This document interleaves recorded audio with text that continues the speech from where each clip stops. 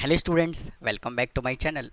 आप लोग कैसे हैं? उम्मीद है आप सभी बढ़िया होंगे, अच्छे होंगे। तो स्टूडेंट, आज जो है एक हम नया टॉपिक स्टार्ट करेंगे और आज हम बात करने वाले हैं एडजॉइंट ऑफ मैट्रिक्स, यानी किसी भी मैट्रिक्स का हम एडजॉइंट कैसे कैलकुलेट करते हैं। और इससे पहले मैंने अपने चैनल पे minor of matrix, cofactor of matrix काफ़ी डिटेल में मैंने समझाया हुआ है। अगर आपने अभी तक नहीं देखा है तो आप प्रीवियस वीडियो देख सकते हैं, लिंक मैं आपको डिस्क्रिप्शन में बॉक्स में डाल दूंगा। तो आइए आज की सेशन को शुरू करते हैं और बात करते हैं एडजॉइंट ऑफ मैट्रिक्स क्या होता है। स्टूडेंट, ये जो लेक्चर होने वाला है काफ़ी ज़्यादा इंपॉर्टेंट होने वाला है एग्जामिनेशन पॉइंट ऑफ व्यू से, तो बहुत ही ध्यान से देखें और पूरा देखें इंट्रोडक्शन वीडियो को। तो आइए सेशन को शुरू करते हैं। देखिए स्टूडेंट, अगर मैं एडजॉइंट और इन्वर्स ऑफ स्क्वायर मैट्रिक्स की बात करूं तो एडजॉइंट मैट्रिक्स निकालने के लिए ना आपको माइनर और कोफैक्टर आना चाहिए। तो मैंने क्या किया हुआ है, यहाँ से एक एग्जांपल कंसीडर किया हुआ है, एक ए मैट्रिक्स लिया हुआ है। तो सबसे पहले हम क्या करेंगे, इसका माइनर निकालेंगे, कोफैक्टर निकालेंगे। तो देखिए माइनर कोफैक्टर तो मैंने वैसे ऑलरेडी बताया हुआ है, लेकिन फिर भी हम यहाँ पे कैलकुलेट कर लेते हैं सेपरेटली। देखिए माइनर यानी कि M11 इज इक्वल टू 3 से रिलेटेड ये रो, ये कॉलम डिलीट हो गया, यहाँ से क्या बचा 7। M12 इज इक्वल टू 1 2, ये 5 है, 5 से रिलेटेड ये रो, ये कॉलम डिलीट, क्या बचा माइनस का 1। M21 इज इक्वल टू 2 1 से रिलेटेड यानी -1 से रिलेटेड ये रो, ये कॉलम डिलीट, यहाँ पे क्या आया 5। और M22 इज इक्वल टू 2 3 से रिलेटेड, सॉरी 2 2 से रिलेटेड ये रो, ये कॉलम डिलीट, इधर क्या आया 3। तो सबसे पहले हमने माइनर को निकाला। माइनर निकालने के बाद हम क्या करेंगे, कोफैक्टर को निकालेंगे, यानी कि कैपिटल A11। और कोफैक्टर निकालने के लिए मैंने क्या समझाया था, अगर ये 1 1 को ऐड करते हैं और इवन नंबर आता है तो माइनर ही कोफैक्टर हो जाएगा। तो इसका कोफैक्टर कितना आया 7। फिर A12 इज इक्वल टू 1 2 को ऐड करोगे तो क्या आएगा, ऑड आएगा, यानी कि माइनर का साइन हमें कर देना है चेंज, तो इधर आ जाएगा +1। A21 इज इक्वल टू 2 1 यानी 2 और 1 को ऐड करोगे तो क्या आएगा, ऑड आएगा, और ऑड जब आएगा तो माइनर का साइन कर देना है चेंज, तो इधर से आ जाएगा आपका -5। फिर है M22, 2 और 2 को ऐड करोगे तो क्या आएगा, इवन नंबर आएगा, यानी कि माइनर ही हो जाएगा cofactor. A22 is equal to आ गया कितना 3। ठीक है जी। आपको माइनर कोफैक्टर कैलकुलेट करने के बाद क्या करना है, हमें कैलकुलेट करना है एडजॉइंट। तो स्टूडेंट, अगर मैं यहाँ से एडजॉइंट के फॉर्मूले की बात करूँ तो क्या होता है, adjoint adjoint of matrix A is equal to, क्या करोगे, इसका फॉर्मूला होता है कोफैक्टर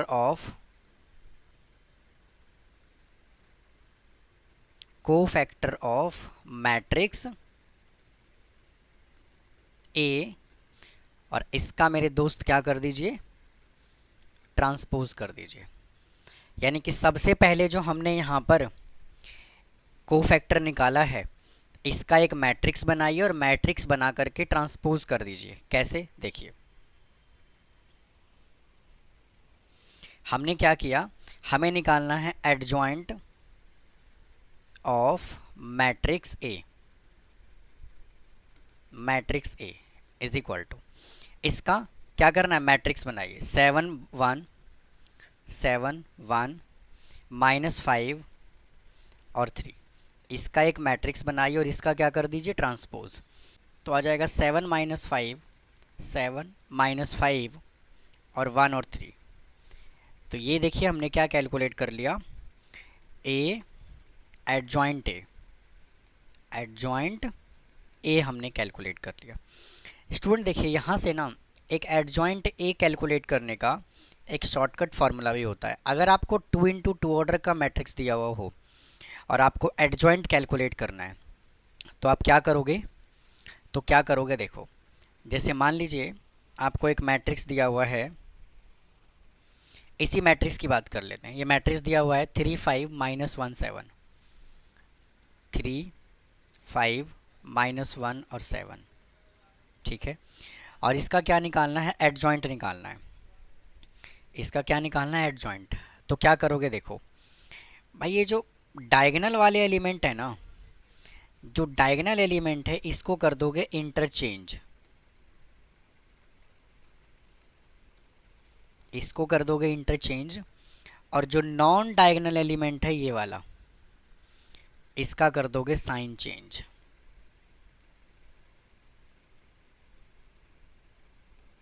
ठीक है मेरे दोस्त, देखिए इन दोनों को क्या कर दिया, इंटरचेंज। 7 3 को 3 7 से इंटरचेंज किया, और यहाँ -5 था 1 है, तो यहाँ पे +5 है और -1 है।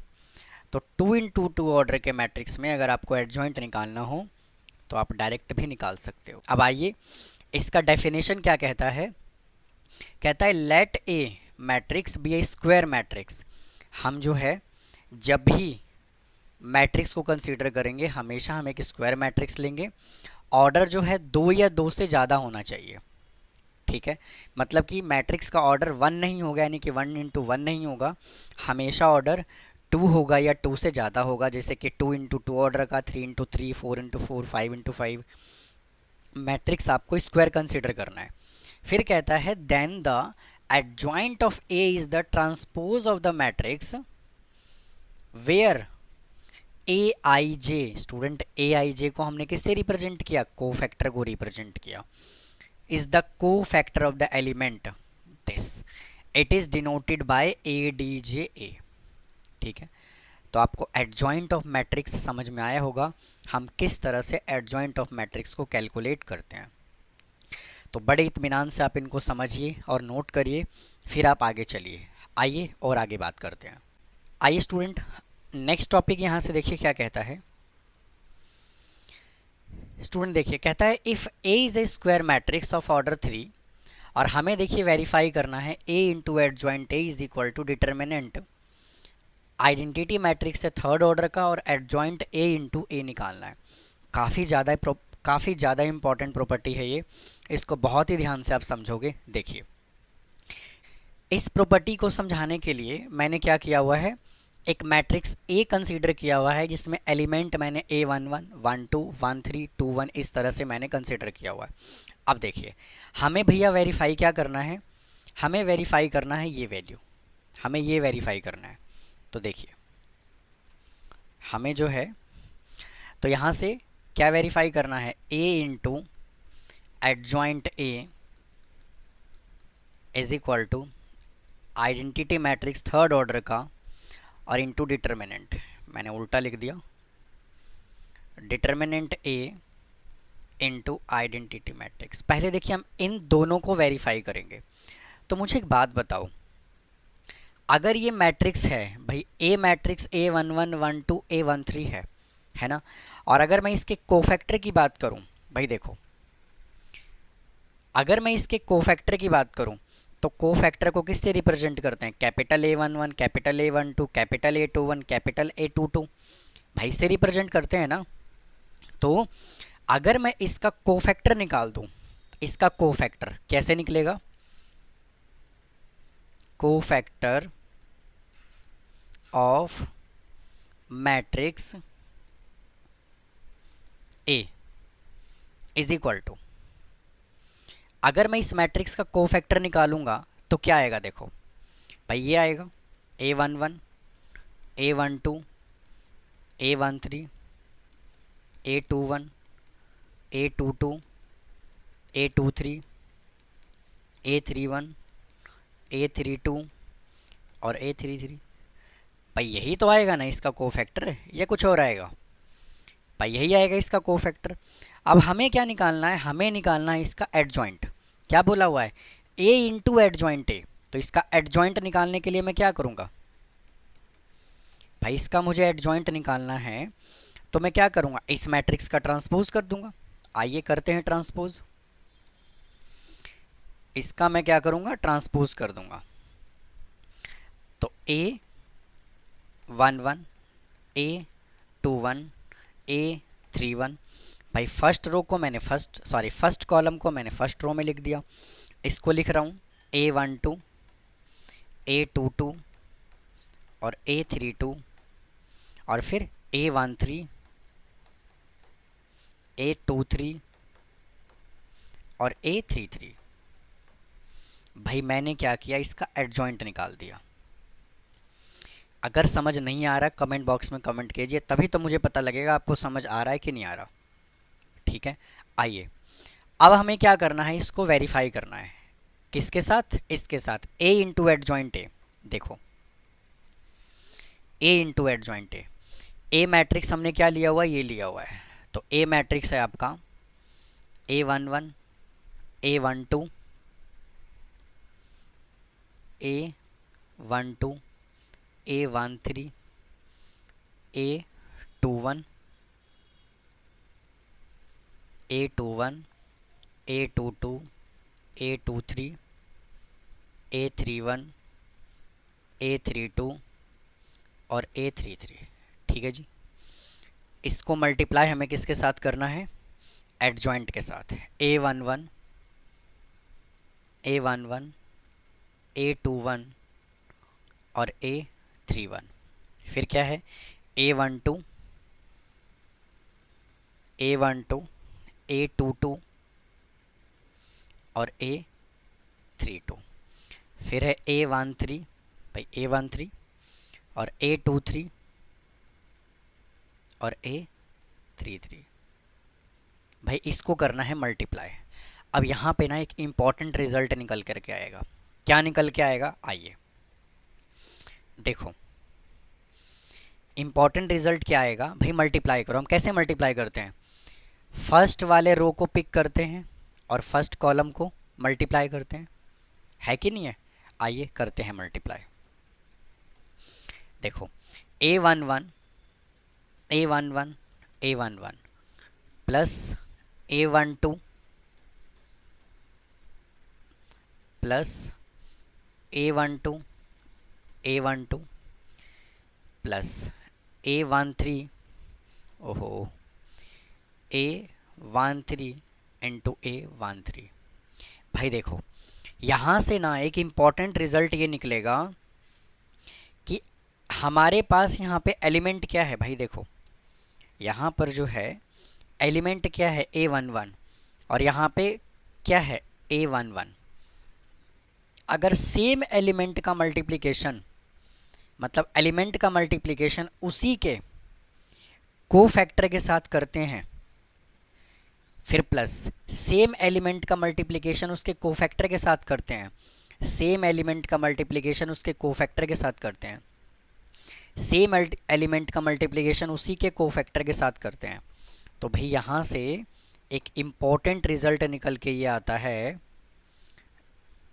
क्या आता है, ये हमेशा जो है ना, ये मेरे दोस्त डिटर्मिनेंट ए के इक्वल आएगा हमेशा, ऑलवेज। ठीक है, कंडीशन नंबर 2 देखिए, फर्स्ट रो की मल्टीप्लिकेशन हमने फर्स्ट कॉलम के साथ कर दिया। अब मैं करने जा रहा हूं फर्स्ट रो की मल्टीप्लिकेशन सेकंड कॉलम के साथ। तो क्या आएगा, A11 और फिर A11 के साथ A21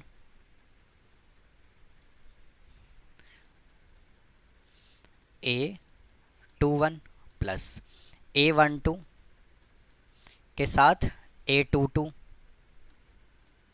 प्लस A13 के साथ A23 इज इक्वल टू, जब भी आप सेम एलिमेंट का मल्टीप्लिकेशन किसी और के साथ करते हो, यहाँ पे देखो 1 1 है और यहाँ पे क्या है 2 1, मतलब कि एलिमेंट और कोफैक्टर दोनों अलग अलग ऑर्डर का है। यहाँ पे 1 1 है और यहाँ पे 2 1 है। सिमिलरली यहाँ पे 1 2 है और यहाँ पे 2 2 है। यहाँ पे 1 3 है, यहाँ पे 2 3 है। तो भैया इस केस में क्या बनेगा, आपका जो डिटर्मिनेंट आएगा वो किसके इक्वल आएगा, 0 के इक्वल आएगा। ठीक है, इन्हीं दो प्रॉपर्टीज़ का आपको ध्यान रखना है। और ये कई बार MCQ में भी पूछा जा सकता है आपसे कि अगर सेम एलिमेंट का मल्टीप्लिकेशन उसके सेम कोफैक्टर के साथ करें तो डिटर्मिनेंट के इक्वल आएगा, और अगर हम सेम एलिमेंट का मल्टीप्लिकेशन अगर अदर के साथ करें तो उसका डिटर्मिनेंट हमेशा 0 आता है। क्या आता है, 0 आता है। तो इस सिचुएशन में आप क्या करोगे, देखो इसी तरह से जब हम इनको मल्टीप्लाई करेंगे तो इसको मल्टीप्लाई करोगे भाई, इसको मल्टीप्लाई करोगे इसके साथ, तो किसके इक्वल आएगा भाई, किसके इक्वल आएगा, डिटर्मिनेंट ए के इक्वल आएगा। और इसका मल्टीप्लिकेशन अगर मैंने इसके साथ किया तो यहाँ पर 0 आएगा। सिमिलरली अगर इसका मल्टीप्लिकेशन इसके साथ करूँगा तो भी 0 आएगा, क्योंकि A11 A31 भाई डिफरेंट एलिमेंट हो गया कि नहीं हुआ। सिमिलरली जब अब फर्स्ट रो की मल्टीप्लिकेशन तीनों के साथ हमने कर दिया, अब पिक करिए ये वाला रो पिक कीजिए, सेकंड वाला। सेकंड रो की मल्टीप्लिकेशन जब आप फर्स्ट कॉलम के साथ करोगे तो देखो A21 और A11 यहाँ भी डिफरेंट कहानी बन रहा है, तो इसका मतलब यहाँ भी 0 आएगा। अब मल्टीप्लाई करो इसकी मल्टीप्लिकेशन इसके साथ, ठीक है। तो क्या करोगे, A21 A21 A22 A22 A23 A23, कहीं ना कहीं सेम एलिमेंट का मल्टीप्लिकेशन सेम कोफैक्टर के साथ हो रहा है, तो यहाँ पर डिटर्मिनेंट ए आएगा मेरे दोस्त, ठीक है। वापिस से आप इसकी मल्टीप्लिकेशन अगर इसके साथ करोगे तो इसका आंसर 0 आएगा, ठीक है ना। सिमिलरली इसका मल्टीप्लिकेशन हमने तीनों के साथ कर दिया। अब देखिए, अब पिक करिए थर्ड रो भाई, थर्ड रो जब पिक करोगे ना तो इसका मल्टीप्लिकेशन इसके साथ करोगे, डिफरेंट केस है, 0, यहाँ भी 0। और जब इसका मल्टीप्लिकेशन इसके साथ करोगे, देखो A31 A31 A32 A32 A33 A33, तो इसका आंसर क्या आएगा, डिटर्मिनेंट ए आएगा। इज इक्वल टू, हमने क्या लिखा था यहाँ पे, एडजॉइंट ए लिखा था, है कि नहीं है। तो एडजॉइंट इंटू ए, और इससे पहले मेरे दोस्त ए भी लिखा था, है ना, हमने ए भी लिखा था। तो इसको थोड़ा सा मैं इधर कर देता हूँ और यहाँ पे मैं ए लगा देता हूँ, ठीक है जी। अब इन तीनों में से इनमें से मैं क्या करता हूँ, डिटर्मिनेंट कॉमन ले लेता हूँ। तो डिटर्मिनेंट मेरे दोस्त कॉमन लूँगा तो क्या बचेगा, 1 0 0 0 1 0 0 0 1 is equal to A into adjoint A, ठीक है। अब देखिए, अब एक इम्पॉर्टेंट रिजल्ट यहाँ से और निकल के आया, क्या भाई, यहाँ से क्या निकल के आया, देखो डिटर्मिनेंट ए को मैं रखूँगा एज इट इज़। क्या ये थर्ड ऑर्डर का आइडेंटिटी मैट्रिक्स है कि नहीं है, तो मैं यहाँ पे क्या लिखूँगा, I3 is equal to A into adjoint A. भाई this is very very important result, ठीक है। अच्छा, जिस तरह से हमने इसको वेरीफाई किया इसी तरह से हम इसको वेरीफाई कर लेंगे, दोनों साइड इक्वल आ जाएगा। तो यही उसने हमसे पूछा हुआ था इस थ्योरम के अंदर। तो उम्मीद है आपको समझ में आया होगा, काफ़ी इंपॉर्टेंट रिजल्ट है ये। यहाँ पर आपको बस ये ध्यान रखना है कि अगर सेम एलिमेंट का मल्टीप्लिकेशन उसके सेम कोफैक्टर के साथ करते हैं तो डिटर्मिनेंट के इक्वल आता है, और जैसे ही अदर के इक्वल करेंगे तो आंसर हो जाएगा 0। अच्छा, आपको कैसे पता लगेगा, जब मैं इसके एक्सरसाइज को डिस्कस कर रहा हूँगा तो वहाँ पर आपको बिल्कुल ऐसा ही होता हुआ दिखाई देगा, ठीक है। आइए चलते हैं अगले प्रॉपर्टी की तरफ, देखिए क्या कहता है। आइए अगले प्रॉपर्टी की तरफ चलते हैं। देखिए अगला टॉपिक है इनवर्सिबल मैट्रिक्स।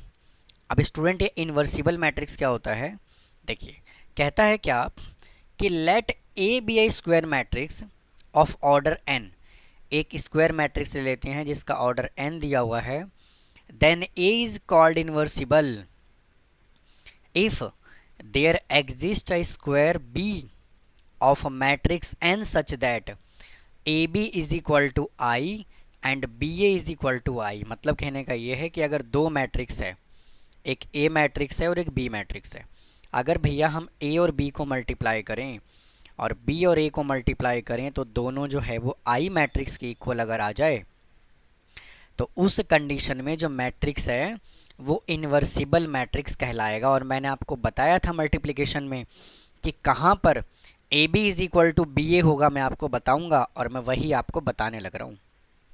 फिर क्या कहता है, being unity matrix of the order n B is called inverse of A. तो इस सिचुएशन में बी जो है वो ए का इन्वर्स कहलाएगा। तो मैं यहाँ से क्या करता हूँ, दो एग्जाम्पल ए और बी मैट्रिक्स ले लेता हूँ और उसके बाद मैं वेरीफाई करता हूँ।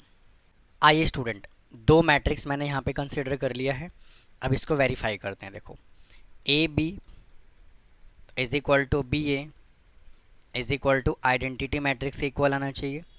ए दिया हुआ है 3, 7, 2 और 5, और बी मैट्रिक्स है 5 माइनस का 7 माइनस 2 और 3 is equal to, B matrix given है 5 माइनस 7 माइनस 2 और 3 इंटू, और ए मैट्रिक्स गिवन है 3 7 2 और 5। ये किसके इक्वल आना चाहिए, 1 0 0 और 1 के इक्वल आना चाहिए। ठीक है, मल्टीप्लाई करो, 3 को 5 से मल्टीप्लाई करोगे 15, 7 को 2 से मल्टीप्लाई करोगे माइनस का 14, 3 को माइनस 7 से करोगे 7 3 जा 21 माइनस का, और 7 3 जा 21 प्लस का, 2 5 जा 10 और 5 2 जा 10, 2 7 जा 14 माइनस का 14 प्लस 3 5 जा 15 इज इक्वल टू, 5 को 3 से मल्टीप्लाई करोगे 15, 7 को 2 से मल्टीप्लाई करोगे 14, 5 को 7 से मल्टीप्लाई करोगे 35, और माइनस 7 को 5 से मल्टीप्लाई करोगे माइनस 35, माइनस 2 3 जा माइनस 6 प्लस 6, और माइनस 2 7 माइनस 14 और 7 5 जा 3 5 जा 15 इज इक्वल टू, ये किसके इक्वल आया, 1 0 0 और 1 के इक्वल आया। अब चेक करो, 15 में से 14 माइनस करोगे 1, ये 0 0 और 1 इज इक्वल टू, यहाँ भी सॉल्व करोगे 1 0 0 1 आएगा, यहाँ भी सॉल्व करोगे तो ये 1 0 0 1 ही है। तो इस सिचुएशन में जो है वो मैट्रिक्स जो है वो क्या कहलाएगा, इन्वर्स ऑफ मैट्रिक्स कहलाएगा। अच्छा, उम्मीद है आपको ये समझ में आया होगा। अब आइए छोटा सा कॉन्सेप्ट यहाँ से और सीख लेते हैं। मैंने अभी अभी आपको क्या समझाया भाई, अभी अभी हमने क्या डिस्कस किया भाई, अभी अभी हमने यही तो डिस्कस किया है कि a into adjoint a is equal to determinant into identity matrix के इक्वल होता है, हाँ कि ना। अब मेरे दोस्त एक बात बताओ यहाँ से, अगर मैं adjoint a into adjoint a लिखूँ और डिटर्मिनेंट a लिखूँ तो कोई दिक्कत? कहोगे सर समझ में नहीं आया आपने क्या कहा। मेरा कहने का मतलब ये है कि अगर मैं डिटर्मिनेंट को आइडेंटिटी मैट्रिक्स से मल्टीप्लाई करूँगा तो मेरे दोस्त यहाँ पर डिटर्मिनेंट ही तो आएगा। अगर किसी भी वैल्यू को अगर किसी भी वैल्यू को आइडेंटिटी से मल्टीप्लाई करते हैं तो सेम वैल्यू तो देता है, हाँ कि ना। तो इस सिचुएशन में अब क्या करोगे, अब हमें क्या निकालना है, ए इन्वर्स। तो ए इन्वर्स निकालने के लिए देखो, A D J adjoint A is equal to determinant A upon A मैं लिख सकता हूँ भाई, ये मैं इसके नीचे लिख सकता हूँ। अब क्या कर रहा हूँ, एडजॉइंट ए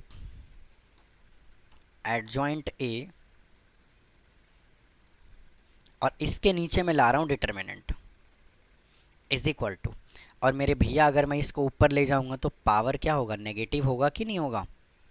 ठीक है, तो इसी को तो हम बोलते हैं ए इन्वर्स, इसी को तो हम क्या बोलते हैं, ए इन्वर्स। ठीक है ना। तो अगर आपको ए इन्वर्स निकालना है तो फॉर्मूला अप्लाई करोगे, adjoint A upon determinant is equal to A inverse आ जाएगा। और यहाँ पे क्या केस होना चाहिए भाई, यहाँ पे ये होना चाहिए कि डिटर्मिनेंट ए जो है वो नॉट इक्वल टू 0 होना चाहिए, क्योंकि जैसे ही डिटर्मिनेंट 0 होगा ये नॉट डिफाइंड बन जाएगा। समझ में आई बात। अच्छा, एक तो फंडा ये है। अच्छा, दूसरा क्या है, अगर आपको ए इन्वर्स निकालना है ना, तो आप क्या क्या स्टेप फॉलो कर सकते हो। स्टेप नंबर 1, सबसे पहले आप यहाँ से निकालोगे डिटर्मिनेंट, और डिटर्मिनेंट नॉट इक्वल टू 0 होना चाहिए। स्टेप नंबर 2, आप स्टेप नंबर 2 में निकालोगे माइनर। स्टेप नंबर 3, यहाँ से निकालोगे कोफैक्टर। स्टेप नंबर 4, भाई यहाँ से निकालोगे एडजॉइंट। और फिर स्टेप नंबर 5 में आप ए इन्वर्स का फॉर्मूला लगा देना। क्या बनेगा? Adjoint A upon determinant A, where determinant not equal to 0। तो मैंने आपको पूरी की पूरी स्टोरी बता दी, ठीक है, कि इन्वर्टेबल मैट्रिक्स क्या होता है, एडजॉइंट क्या होता है, सारी की सारी चीज़ें हमने कवर कर लिया इस वीडियो में। तो आप इनको बार बार प्रैक्टिस करें, बार बार देखें कौन सा टॉपिक, कौन सा फार्मूला कहाँ से निकल करके आया है। तो उम्मीद है आपको ये आज का कंटेंट पसंद आया होगा। अगर फिर भी कोई डाउट रह जाता है तो कमेंट बॉक्स में कमेंट करें, चैनल को सब्सक्राइब करें, वीडियो को लाइक करें। फिर मिलता हूँ इसके नेक्स्ट पार्ट में, मतलब कि ये इंट्रोडक्शन अभी कंप्लीट हुआ नहीं है, इसके नेक्स्ट पार्ट में भी मिलता हूँ। उसमें कुछ और इंपॉर्टेंट प्रॉपर्टीज़ के बारे में डिस्कस करेंगे, नहीं तो काफ़ी लंबा वीडियो हो जाएगा ये। तो मिलता हूँ फिर नेक्स्ट पार्ट में। थैंक यू, धन्यवाद।